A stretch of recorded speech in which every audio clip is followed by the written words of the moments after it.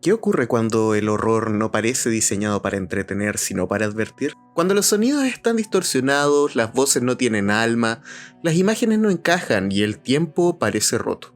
Eso no es una película, eso es una advertencia. Imagina esto, prendes la televisión a las 3 de la mañana, no hay programación, solo estática. Pero de pronto aparece algo. No un canal, no un anuncio, sino una cinta. Una grabación polvorienta que no deberías estar viendo. Las imágenes son familiares. Una sala de estar, un parque infantil, una escuela vacía. Pero hay algo mal. Los colores están lavados, las voces tienen una cadencia que parece humana, pero no lo es. Los personajes miran a cámara como si supieran que tú estás ahí, como si estuvieran esperando algo de ti.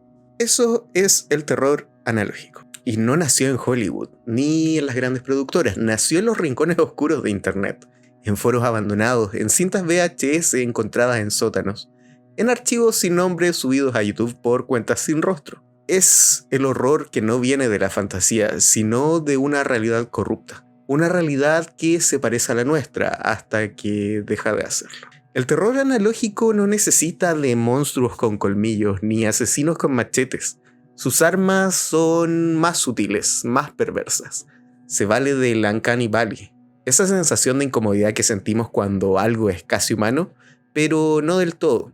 Como una marioneta que te sonríe con una boca que nunca se mueve. Como una voz sintética que te llama por tu nombre, aunque jures que nunca diste esa información.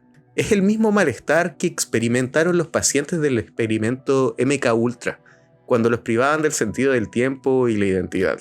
Es una violencia que no golpea, pero que te desarma por dentro. ¿Y sabes por qué funciona tan bien? Porque nuestra mente está programada para buscar patrones, para reconocer caras, para darle sentido a lo que vemos. Pero cuando ese patrón se rompe, cuando hay una incongruencia mínima pero persistente, el cerebro entra en modo de alerta. No entendemos lo que pasa, pero sabemos que algo está mal. Como cuando ves a una persona que jura ser tu madre, pero no recuerdas cómo te llamas. Como cuando recibes un mensaje de tu propia voz, diciendo cosas que nunca dijiste. El terror analógico juega con eso, con la nostalgia, con los recuerdos distorsionados, con la estética noventera que muchos asocian con la infancia, pero convertida en una pesadilla. Te dice, esto es como lo que conoces, pero no lo es. Y ese pero no lo es lo que te atrapa. Hay algo profundamente inquietante en ver a un personaje mirando fijamente a cámara durante minutos sin decir una palabra, con una música que no encaja, con textos en pantalla que cambian demasiado lento, como si alguien o algo estuviera tratando de comunicarse contigo, pero no sabe cómo. Y lo peor es que tú tampoco sabes cómo responder. Algunos teóricos del miedo hablan de una dimensión intermedia. Un plano donde las ideas inconclusas, las memorias mal archivadas y los traumas no resueltos flotan sin dirección. El terror analógico parece una filtración desde ese plano, un mensaje que nunca fue diseñado para ti, pero que de algún modo llegó a tus ojos. Y ahora que lo viste, ya no puedes dejar de pensar en él. Porque el verdadero terror no es el susto inmediato, es lo que viene después, cuando apagas la pantalla y todo está en silencio. Pero juras que aún escuchas esa voz sin alma, esa canción que no tiene melodía, esa figura quieta en la esquina de tu habitación. Es la sensación de haber visto algo prohibido, algo que no se suponía que llegara hasta ti. Y lo más inquietante de todo es que nadie parece notarlo. Hoy vamos a hablar de eso, de cintas malditas, de transmisiones imposibles, de programas que no aparecen en ninguna guía. Vamos a sumergirnos en el tipo de terror que no parece ficción. Y si cuando terminemos este video todavía te sientes cómodo, probablemente no entendiste lo que viste. El terror analógico se ha convertido en una de las formas más inquietantes y adictivas de consumir miedo. Y lo más curioso es que no necesita mostrarte nada explícito para dejarte con una sensación pegajosa en la piel. No hay asesinos enmascarados corriendo con cuchillos, ni demonios saliendo del espejo. Aquí el horror no está en lo que ves, sino en lo que sospechas haber visto. Este subgénero nace del reciclaje del obsoleto. Cintas VHS deterioradas, grabaciones de cámaras de seguridad, fragmentos de noticieros mal sintonizados.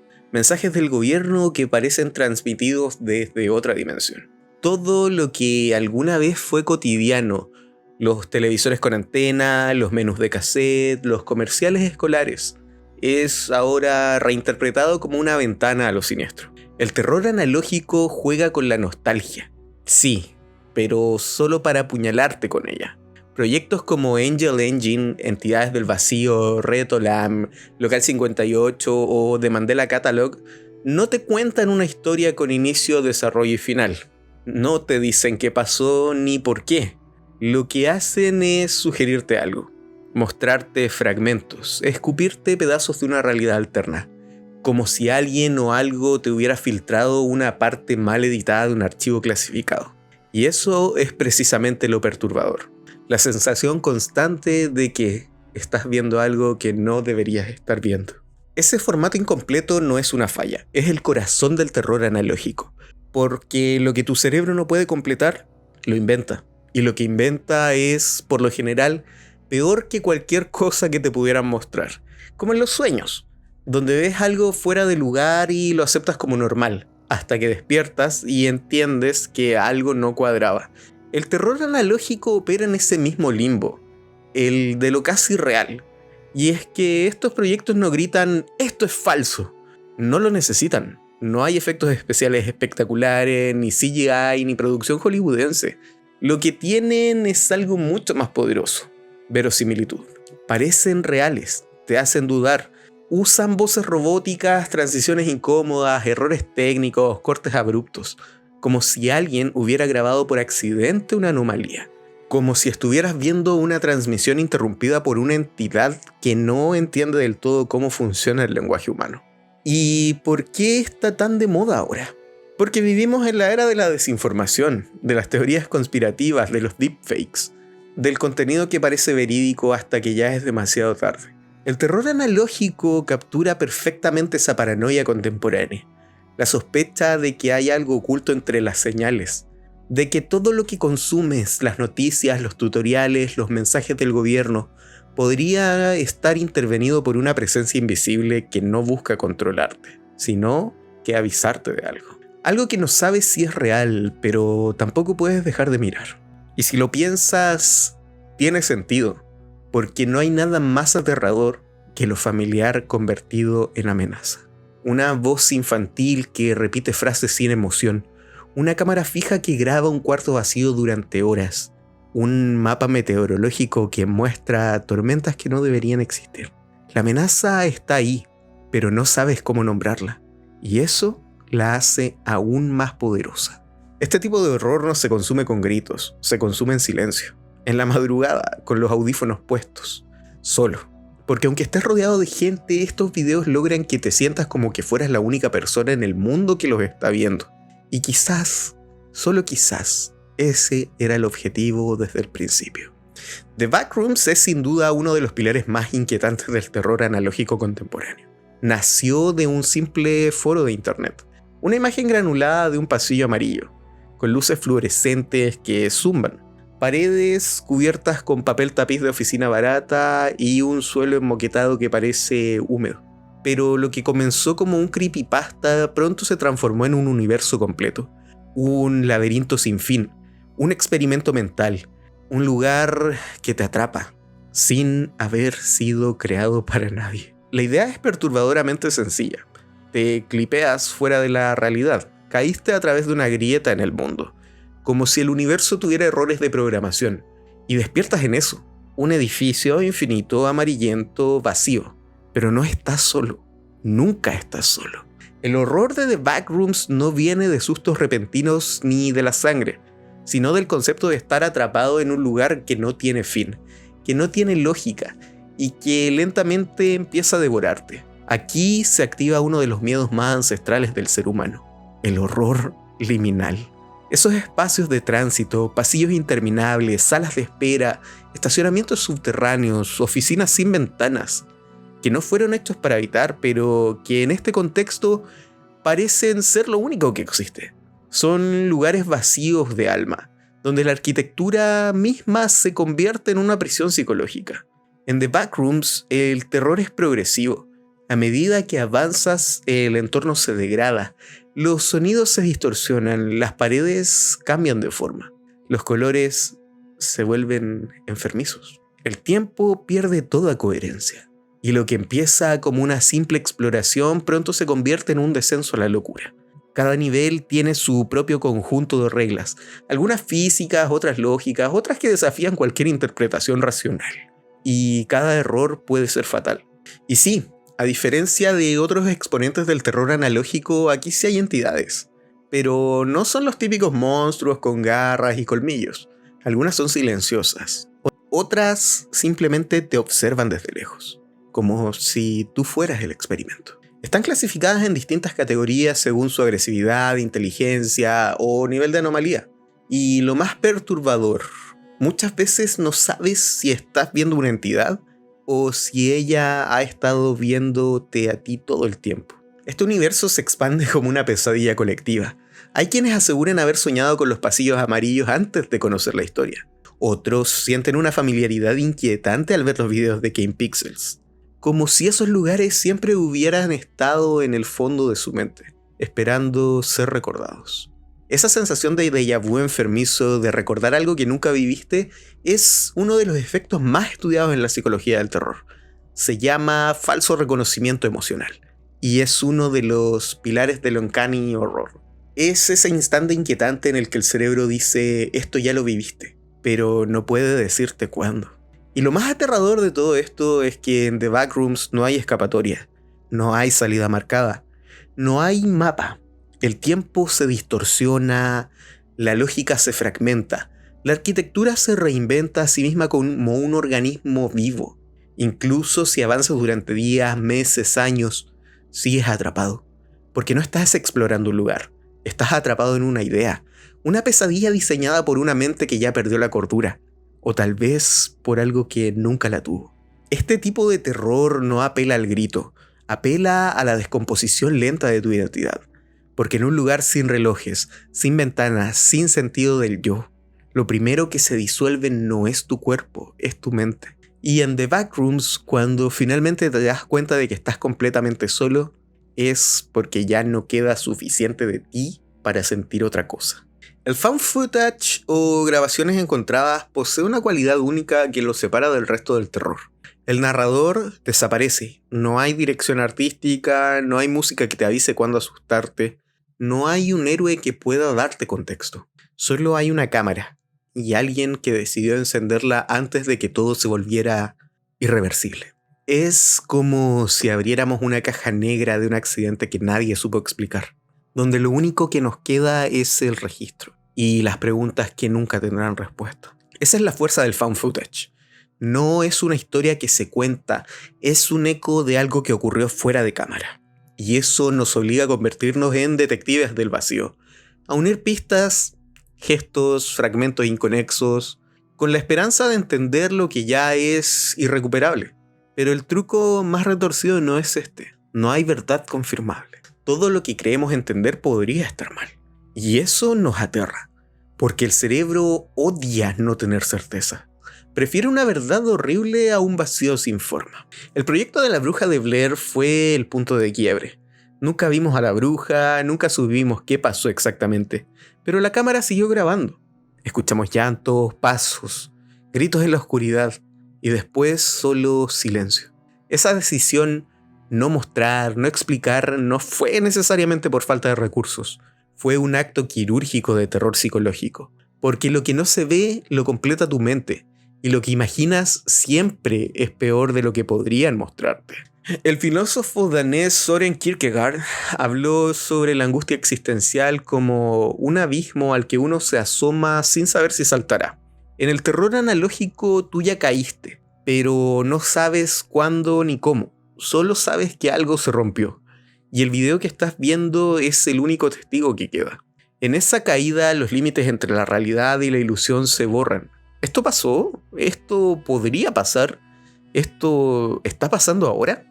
Además, hay un concepto en psicología clínica que resuena profundamente aquí. El trastorno de la despersonalización, que es cuando las personas sienten que están fuera de su cuerpo, como si el mundo fuese una película y nada tuviera peso.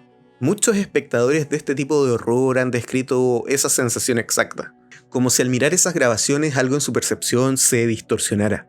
El tiempo se siente más lento, el aire se vuelve denso, se activa la misma región cerebral que se enciende cuando experimentamos un trauma.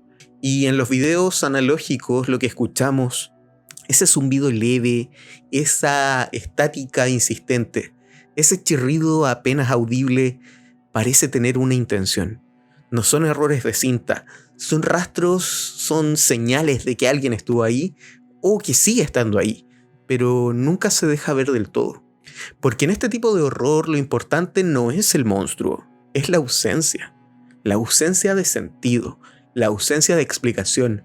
Y cuando todo termina no hay clímax, no hay gritos, no hay final.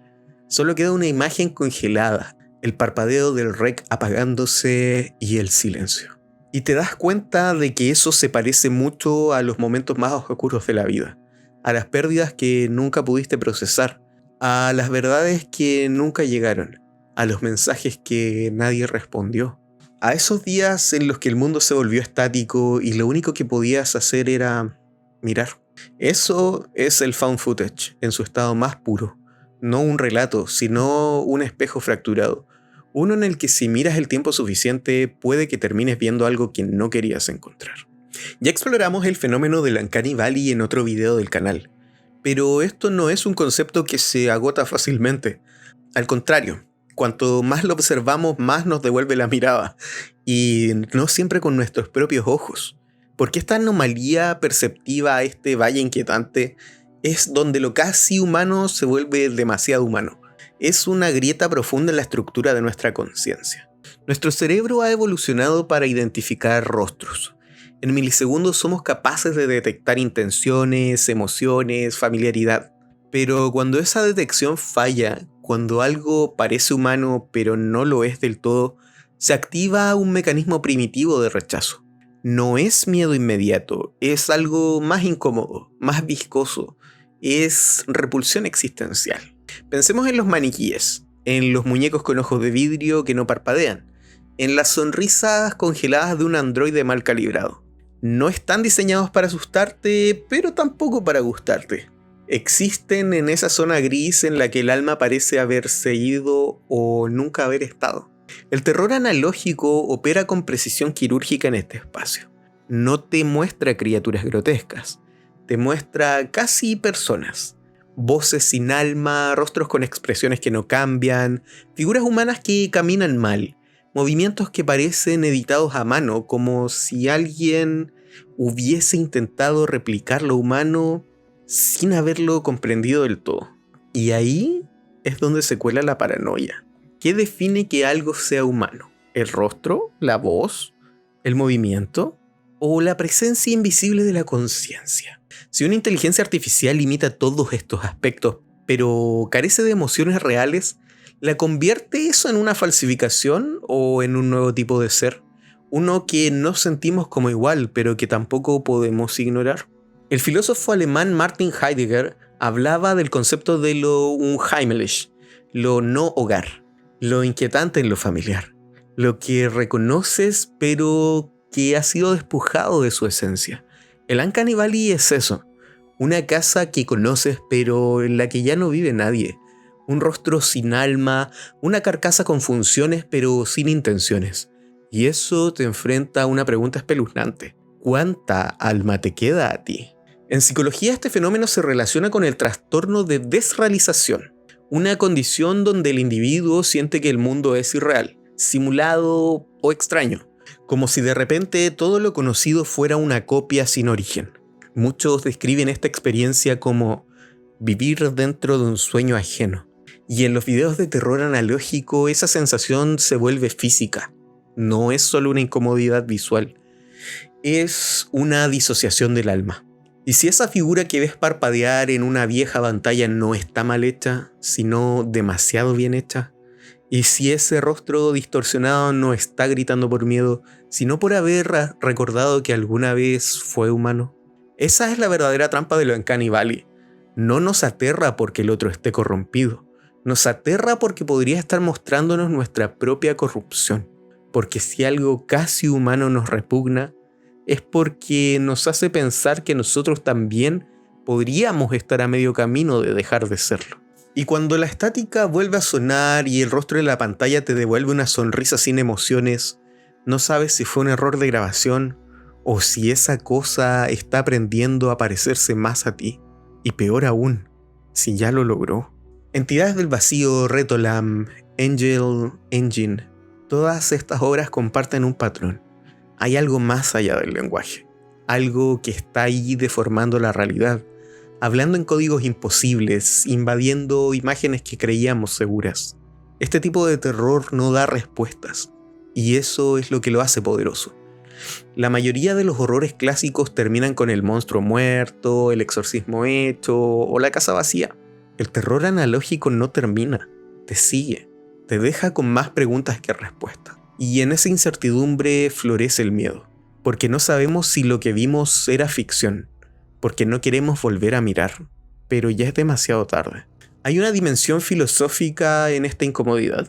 El pensador Jacques Derrida planteaba que hay cosas que existen en el lenguaje, pero que jamás podrán ser nombradas del todo. Vacíos que el discurso no puede llenar. Entidades que desafían la lógica, no porque sean incoherentes, sino porque son otra forma de coherencia, una que no nos incluye. El terror analógico opera en esa grieta semiótica. Lo que ves parece tener sentido, pero no lo tiene para ti, lo cual sugiere algo aterrador, que hay inteligencias que sí lo comprenden y tú no eres una de ellas. Psicológicamente esto conecta con la cripta freudiana, una idea desarrollada más adelante por Nicholas Abraham y Maria Torok. Se trata de aquello que fue reprimido tan profundamente que nunca pudo ser elaborado en palabras, un trauma sepultado que se manifiesta en símbolos rotos, imágenes recurrentes, repeticiones incomprensibles. En otras palabras, los videos de este tipo no cuentan historias, exhuman criptas, y lo que sale de ahí no siempre está muerto. Y lo más perturbador es que estas entidades no atacan, no acechan como depredadores, no se alimentan del miedo, están ahí, como si fueran parte del sistema, como si fueran residuos del universo, fragmentos de una estructura que no fue hecha para humanos. Y cuando uno los observa, no gritan ni corren, solo te miran, porque saben que el miedo más puro no es el que te hace huir del monstruo, es el que te hace intentar entenderlo. El terror analógico no busca asustarte de inmediato, busca infiltrarse. Es una experiencia sensorial, cognitiva y emocional. Y lo que lo hace tan perturbador es que parece real porque podría serlo. Porque las reglas ya no son sólidas. Porque el archivo que estás viendo no parece una película, sino más bien un error en el sistema. Quizás ese sea el verdadero miedo. No a los fantasmas ni a los monstruos, sino al hecho de que la realidad se puede romper.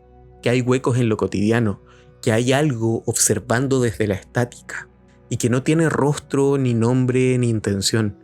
Y si ese algo está ahí, ¿por qué nosotros no lo vemos? Porque tal vez, como sugiere la fenomenología de Maurice Merleau-Ponty, el mundo no se da a conocer por completo nunca. Solo vemos fragmentos. Percibimos a través de nuestros filtros, de nuestros sentidos, de nuestras heridas. Lo que no entendemos, lo que no encaja, lo descartamos. Lo dejamos en un rincón oscuro de la mente. Y el terror analógico vive justo ahí, en lo que elegimos no procesar. La estética de lo inconcluso no es un defecto, es un mecanismo. Lo que no se explica no se cierra, y lo que no se cierra se queda. Se queda dando vueltas, aparece en sueños, se cuela en pensamientos, se repite como eco.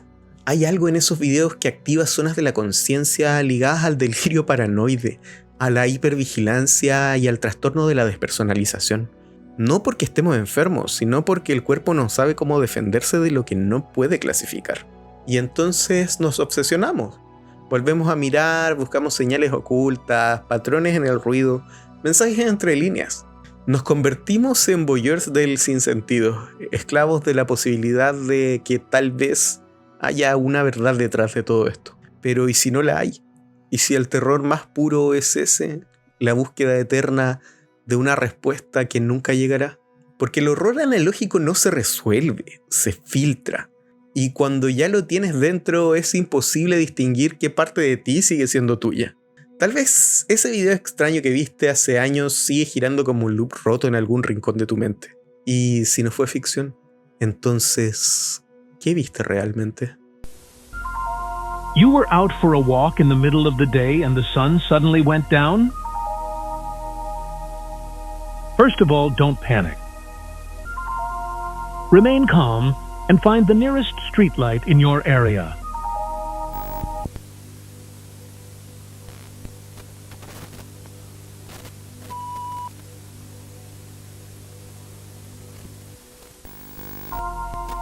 Do not move away from the light.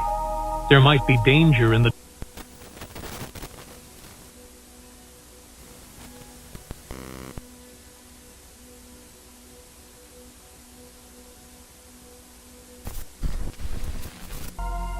Once daylight returns, you can safely resume your activities.